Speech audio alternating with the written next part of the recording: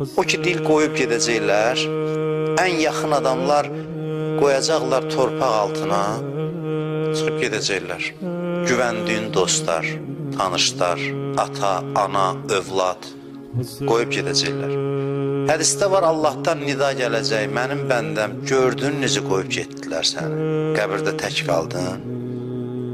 Bunlara görə mənə günah eləyirdin, bunlara görə məni yaddan çıxartmışdın, görürsən necə başını aşağı salıb gedirlər, hamısı öz hayında, heç səni düşünən yoxdur, sənə nə kömək eləyə bilərlər, deyib bəndəni vəhşət bürüyər, ilahi mən tək qaldım qaranlıq qəbirdə, qorxu bürüyər, Allah deyər, qorxma mənim bəndəm, səni elə nəvaziş eləyəcəm ki, yerin göyün bütün məxluqlarını təəccübə gətirəcəm.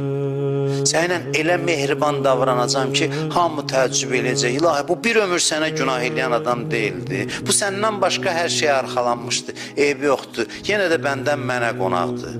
Heç kəs yoxdur ki, yanında. Ürək dirək verəni də yoxdur. Dostlar qoydu getdi hamısı.